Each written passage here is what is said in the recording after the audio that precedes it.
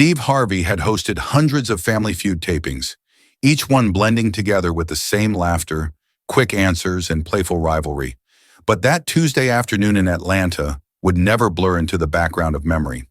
It began as any other day, stage lights humming their familiar glow, the electric anticipation of two families lined up at their podiums, and the audience buzzing with excitement as cameras rolled. The Harrison family from Savannah, Georgia, smiled and waved nervously, while the Martinez family from Arizona whispered last-minute strategies to one another. To the producers, this was just another episode. To Steve, it was another chance to make people laugh. And for Robert Harrison, standing quietly at position 3, it was something else entirely. Robert was 68 years old, his silver hair combed neatly, his blue cardigan sweater carefully chosen by his wife that very morning. His hands bore the weathering of decades of work as a postal carrier, knuckles stiff from arthritis, but his posture remained proud. He was not the loudest on the stage nor the quickest to the buzzer. He was, however, the one whose eyes betrayed a truth no game show was prepared to hold. While his family focused on the board, waiting for the next question, Robert's gaze never left the front row of the audience, where his wife Margaret sat wrapped in a colorful scarf. The scarf told its own story: cancer, chemotherapy, the silent battle of a body that once carried children, now fighting for its last months.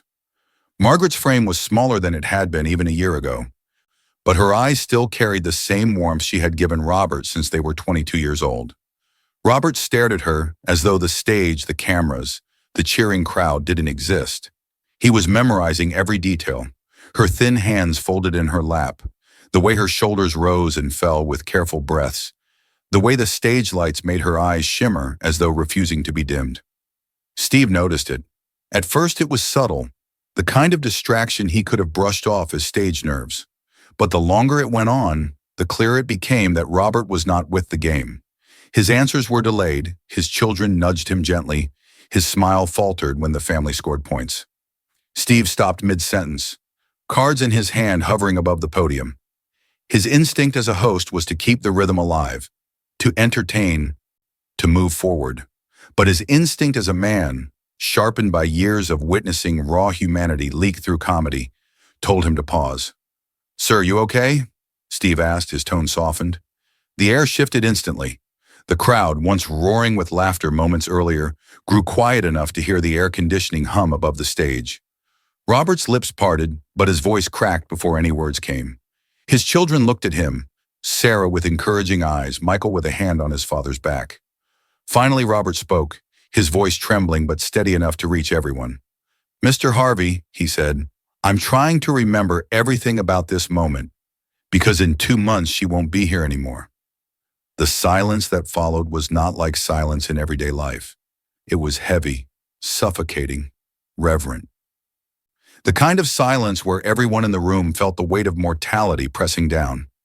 Margaret, sitting in the front row, dabbed her eyes with a tissue, her small smile trembling as she watched her husband bare his heart in front of strangers and cameras. Steve slowly lowered his cards to the podium. He had built his career on punchlines and quick reactions. But in that moment, no joke in the world felt appropriate. He stepped toward Robert, his expression stripped of performance. "What's her name?" he asked gently. "Margaret," Robert said. "We've been married 44 years and 51 weeks. Our 45th anniversary is next Tuesday." His voice caught again as he looked back at her, the cardigan she'd picked for him clinging to his shoulders like armor. Steve turned toward Margaret, his voice breaking the invisible wall between stage and audience. "Mrs. Harrison, you doing okay, sweetheart?" She nodded, her hands clasped tighter in her lap. "I'm exactly where I want to be," she whispered, her voice weak but firm. "Watching my husband on TV has always been a dream of mine, and today I get to do it." The audience collectively inhaled, tears slipping down cheeks as the cameras captured something the show had never scripted. This wasn't comedy anymore. This was life, raw and unfiltered, unfolding in real time. Robert straightened his back, as though the confession had both broken and unburdened him. "She's sick," he continued, almost as if needing to say it aloud to make it real. "Stage 4 pancreatic cancer, diagnosed 6 months ago. They gave her a year, but now the doctors say it's closer to 8 weeks. We've been doing chemo, but last week, they said there's nothing more they can do. It's about comfort now, about making the time we have left count. Steve Harvey had seen tears. He had seen families laugh and cry under his stage lights, but never like this. He walked closer to Robert, his footsteps echoing in the silence. He didn't smile, didn't joke, didn't attempt to lighten the mood. Instead, he asked the only question that mattered. "Mr. Harrison, why did you come here today? What made you want to be on this stage?" Robert looked down at his children, then back at Margaret. His hands trembled slightly as he answered. "Because next Tuesday is our anniversary. We always said we'd renew our vows, have a big party, dance the night away like we did when we were young. But we never did. Life got in the way. And now there isn't time for any of that. So I thought maybe, just maybe, if we came here, if we won some money, I could give her one last gift." The word hung in the air. Gift. And though no one in the studio yet knew what that gift would become, the story of Robert and Margaret Harrison had already begun rewriting what Family Feud could mean. The word gift lingered in the stillness of the Family Feud stage like the echo of a church bell. Steve Harvey's hand tightened around the cue cards until the edges bent. A game show wasn't meant to hold this kind of gravity, yet in that moment, everyone knew they weren't just playing for points. Steve tilted his head, his voice dropping lower. "What gift, Robert?" Robert's throat moved as he swallowed hard. His eyes flickered toward Margaret, who was still sitting with her tissue balled in her palm.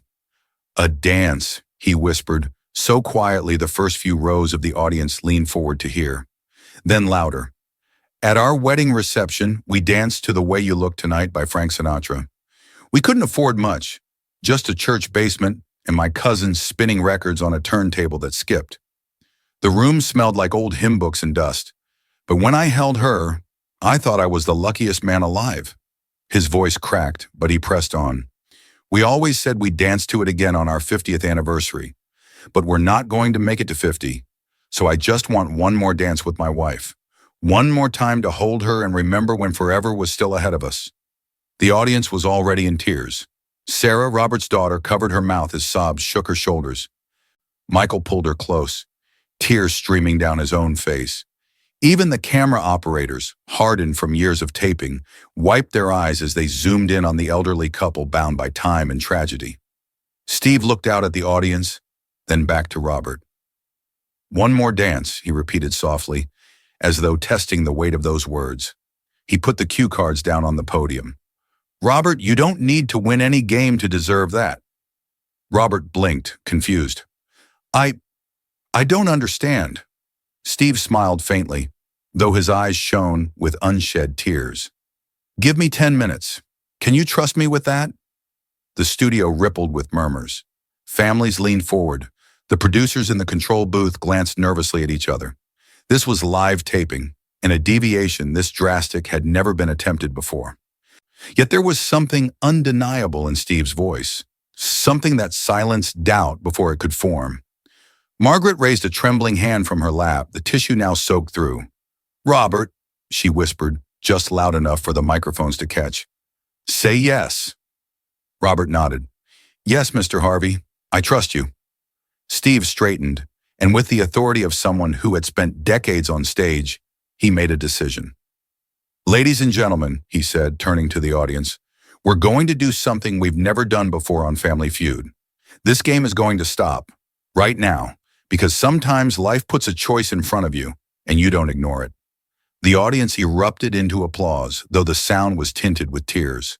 The Martinez family, the Harrisons' competitors, clapped as well, their faces wet with emotion. Miguel Martinez, the family patriarch, called out, "Give them the floor."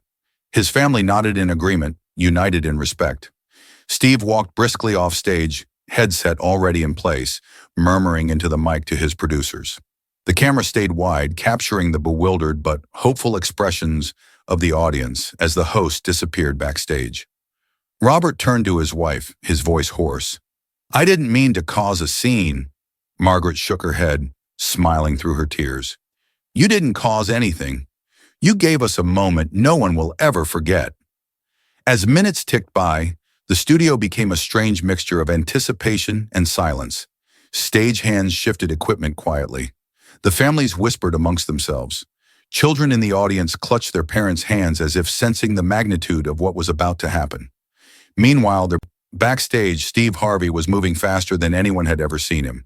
He called his longtime friend Marcus Freeman, a producer who had been with him through countless shows. "Marcus," Steve said sharply, "I need an orchestra. Now. I don't care what it takes. Double the rate. Triple it. Just get them here." "You serious, Steve?" Marcus asked, though his voice already carried the weight of someone preparing to obey. "Serious as life itself," Steve answered. "This man wants one last dance with his wife, and I'll be damned if it happens to silence." Word traveled quickly. A local orchestra that had just finished a rehearsal nearby agreed to come immediately. Instruments were packed, musicians called, and cars rerouted in record time. Within minutes, the Family Feud studio transformed. The bright, competitive energy of a game show stage began to melt into something softer. The game boards were moved aside. Lighting crews adjusted filters, lowering the glow until it felt almost like candlelight. A small square of empty stage opened in the center, and everyone knew what it was meant for. Back in the audience, Margaret leaned toward Sarah and whispered, "What's happening?" Sarah wiped her eyes, whispering back, "I don't know, Mom, but it feels like something big." And she was right, because this wasn't just about two contestants anymore. This was about love, about mortality, about time running out and finding a way to stop it, if only for the length of a song. 30 minutes later, Steve returned to the stage, his usual swagger replaced by solemn determination. He faced the cameras, the audience, and the families.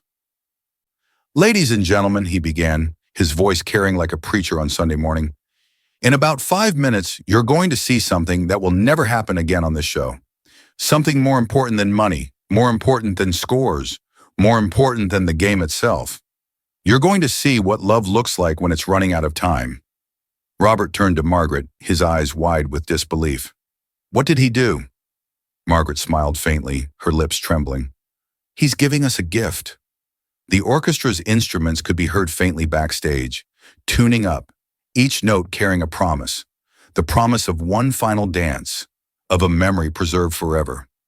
The audience held its collective breath, waiting. And in that sacred pause, Robert reached for Margaret's hand. He whispered so softly only she could hear, "Forever starts again tonight." The faint tuning of violins leaked from backstage, a sound so unexpected in the Family Feud studio that the audience hushed instantly. It was as if the room itself sensed something sacred was about to unfold. The studio lights, once glaring with game show brightness, had softened under the hands of the crew. Shadows stretched gently across the stage, turning it into something closer to a chapel than a television set. The podiums had been pushed aside, the digital scoreboard darkened, and in their place, a small square of polished floor waited patiently in the center of it all. Steve Harvey returned, his usual grin gone, replaced with a kind of reverence. He moved slowly, deliberately, like a man carrying something fragile. Taking the microphone, he looked out at the audience, his voice quieter than it had ever been.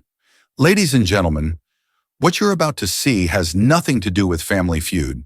It has everything to do with family, with love, with life itself.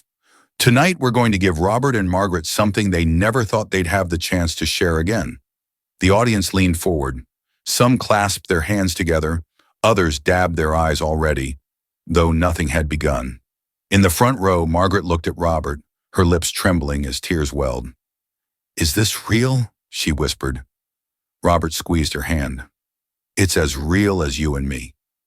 A door opened at the side of the stage, and 12 musicians filed in, dressed in black, carrying violins, cellos, a piano keyboard, a stand-up bass, and a single trumpet that gleamed under the soft lights. The conductor, a tall man named David Chen, nodded respectfully toward Robert and Margaret. His eyes shone as he spoke briefly to Steve, then raised his baton to signal readiness. Steve stepped closer to Robert. "Mr. Harrison," he said, his voice breaking just slightly, "are you ready for your dance?" Robert helped Margaret to her feet, his arms steady beneath her fragile frame. She leaned heavily on him, but there was determination in her steps, as if nothing in the world could keep her from crossing the stage to that waiting square of floor. The audience stood silently, not in applause but in honor, as the couple made their slow journey hand in hand. Sarah and Michael reached out, touching their parents as they passed, their tears mixing with pride. When Robert and Margaret reached the center, he turned to her gently, placing one hand against her waist with the care of a man holding something breakable, precious.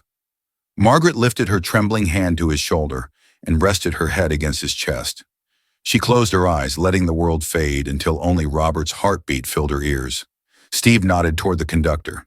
The baton lifted, and then it began. The opening notes of The Way You Look Tonight floated into the room, tender and timeless, filling every corner of the studio. The orchestra's sound was richer than any recording, every note alive, shimmering with meaning.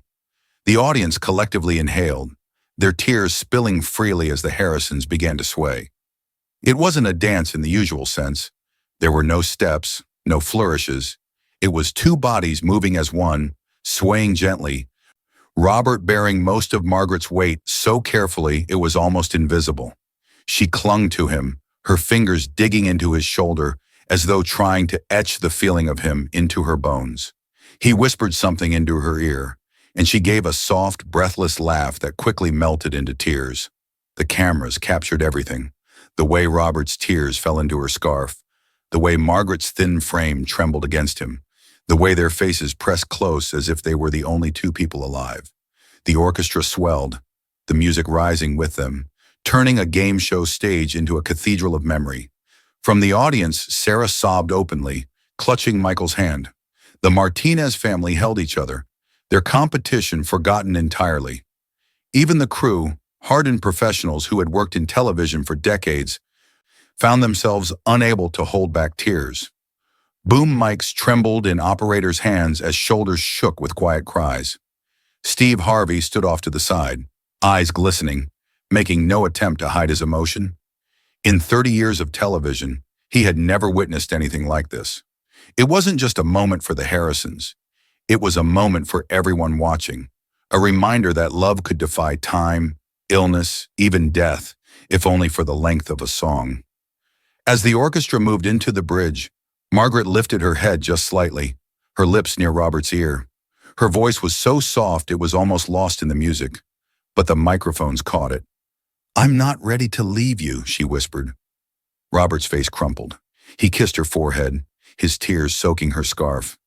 "I know, baby, I know, but you don't have to be scared. Because every morning for the rest of my life, I'll wake up and remember this dance, and I'll keep living, for both of us." Margaret pressed her face into his chest, the sob that escaped her, both heartbreaking and beautiful. The orchestra swelled, the trumpets soaring, carrying their love through every note. When the song reached its final refrain, Robert pulled her closer as he dared, his hand trembling on her waist, his other holding her hand against his heart. Together they swayed, not as a sick woman and her grieving husband, but as the same young couple who had danced in a dusty church basement 45 years ago, believing forever was theirs. The last notes hung in the air like a prayer. For a moment, silence reigned, absolute, breathless silence. And then, as if the spell had broken, the audience erupted, rising to their feet, applauding, crying, cheering, not like a game show crowd, but like a congregation who had just witnessed a miracle. Margaret lifted her head, exhausted but smiling through her tears. She whispered to Robert, her lips barely moving, "Thank you." Robert kissed her temple. "No, my love, thank you." Together they stood in the center of the Family Feud stage, their last dance complete, and the world around them wept for the beauty of it.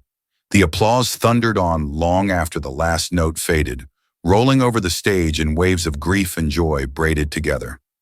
Robert steadied Margaret as she leaned against him, her body trembling from exhaustion. Yet on her face there was a light, a glow that no sickness could dim. She had danced again, and though it had taken nearly everything from her, she had given the world a vision of love made flesh. Steve Harvey walked to the center of the stage, his eyes red, his voice thick as he spoke. "Mr. and Mrs. Harrison, thank you. You've just reminded every single one of us what love really looks like." He paused, fighting to keep his composure. "And because of that, I want you to know this isn't the end. The Steve and Marjorie Harvey Foundation is going to take care of your medical expenses, your hospice care, whatever you need. And for your grandchildren, we're starting a college fund. Because Margaret, your love isn't just for Robert, it's a legacy." The audience gasped, then erupted again into applause, many standing with hands pressed to their hearts. Margaret's eyes filled once more, not with sorrow this time, but gratitude. "You don't have to," she began, her voice weak. Steve shook his head firmly. "I already did." Robert pulled Margaret into his arms again, overcome. He didn't care about cameras or microphones. All he cared about was the woman beside him, the gift they had just been given, the memory carved into eternity. 3 weeks later, the episode aired on a Tuesday night, the night of their 45th anniversary. By the next morning, the clip had been viewed more than 40 million times online. News outlets replayed the footage, wedding planners quoted Robert's words in their vows, hospice workers shared it in training sessions, and families around the world called loved ones they hadn't spoken to in years. The last dance, as it came to be known, became a cultural touchstone, proof that even in the face of death, love could create something eternal.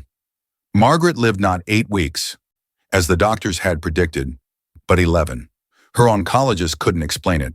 They called it a surge, a mystery in medicine where terminal patients suddenly rally for reasons science can't define.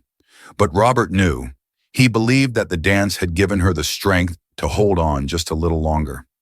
Those 11 weeks became a treasure chest of memories, porch sunsets, grandchildren's laughter, whispered good nights that stretched later into the calendar than anyone dared hope. On a Sunday morning in December, Margaret passed away. She was at home, her children at her side, Robert holding her hand as The Way You Look Tonight played softly in the background. Her final breath left gently, like a candle flame snuffed by a breeze. Robert kissed her forehead, whispering, "I'll keep living for both of us. I promise." Her funeral filled a church to the rafters. Over 300 people attended, many of them strangers who had never met Margaret but had seen the episode and been touched by her story. Flowers spilled across the altar, and when Robert stood to speak, silence washed over the sanctuary. 3 minutes, he said, his voice carrying through the pews. That's all it was. 3 minutes on a stage in front of strangers. But in those 3 minutes, Margaret and I celebrated 45 years. We remembered the day we said our vows. We held each other as if time had stopped. Steve Harvey gave us a gift I'll never be able to repay.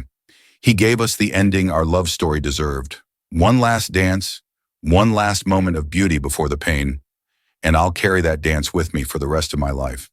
6 months later, Robert appeared on the Steve Harvey Show. He looked older, grief etched in the lines of his face, but there was peace too, as though the dance had anchored him. Steve, seated across from him, asked gently, "How are you doing, Robert?" Robert smiled faintly. "Some days are harder than others. Sometimes I reach for her in bed, and she's not there. Sometimes I hear our song in a store, and I break down. But I'm living, Steve, really living, because that's what she asked me to do." "And when you think of that dance?" Steve asked. Robert's eyes glistened, his smile warming. "I remember everything. The way she felt in my arms, so light, so fragile, but still my Margaret. The way her scarf smelled faintly of jasmine perfume. The way the orchestra sounded fuller than anything I'd ever heard. And most of all, I remember what she whispered to me." "What did she say?" Steve leaned forward. Robert's voice trembled. "She said, 'I'm not scared anymore.'" He paused, steadying himself. "That dance wasn't just for us. It was for everyone who watched. It was a reminder that love doesn't end when life does." Letters poured into the studio after the broadcast.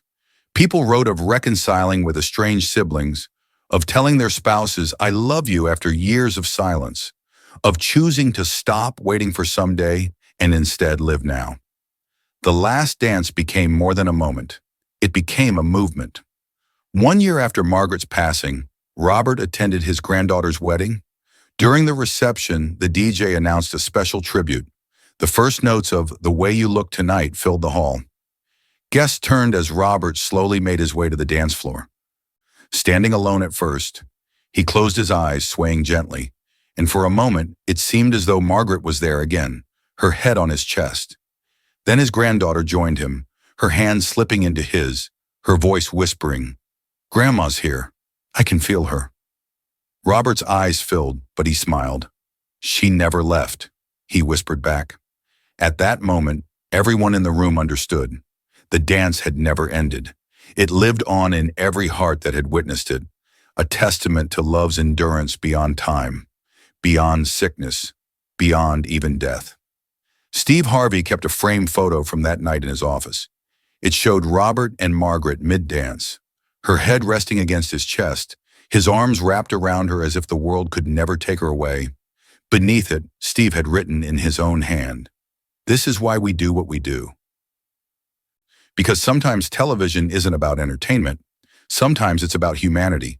It's about capturing the moments that remind us that love, real love, is forever. And for Robert and Margaret Harrison, 3 minutes on a game show stage became eternity.